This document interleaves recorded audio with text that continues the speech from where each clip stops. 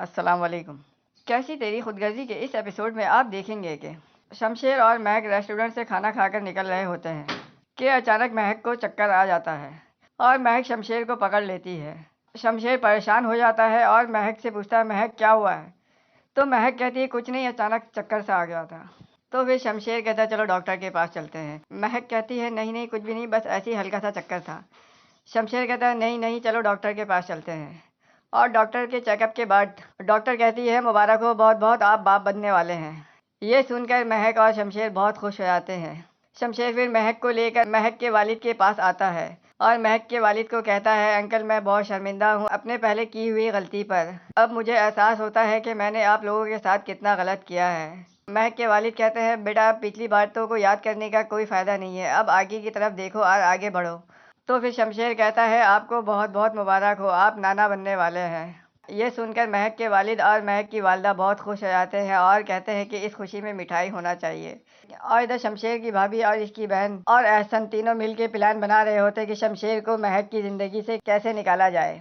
और फिर इधर शमशेर की भाभी की बहन कहती है, तुम्हें महक से प्यार है और मुझे शमशेर से प्यार है, तो बताओ क्या तुम हमारी मदद करोगे इन दोनों को अलग करने के लिए, और तुम्हें मुंह मांगी कीमत भी दी जाएगी इस काम के लिए। तो फिर एहसन कहता है, ठीक है। और इधर शमशेर के वालिद नवाब दिलावर महक को मरवाने की प्लानिंग बना रहे होते हैं और वो कहते हैं कि इस दफ़ा कोई गलती नहीं होनी चाहिए, महक को हर हाल में मुझे मारना है, इसने मेरे बेटे को मुझसे अलग कर दिया है।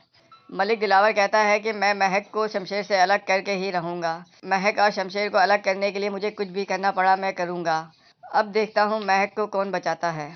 और इधर महक ऑफिस से छुट्टी होने के बाद शमशेर का इंतज़ार कर रही होती है और शमशेर महक को लेने के लिए महक के ऑफिस के पास पहुंचता है और वो देखता है महक किसी के बंदूक के निशाने पर है। शमशेर महक को आवाज़ लगाता है, महक बचो, लेकिन महक शमशेर की तरफ देख रही होती है। उसे नहीं पता होता है कि कोई इसे मारने की कोशिश कर रहा है।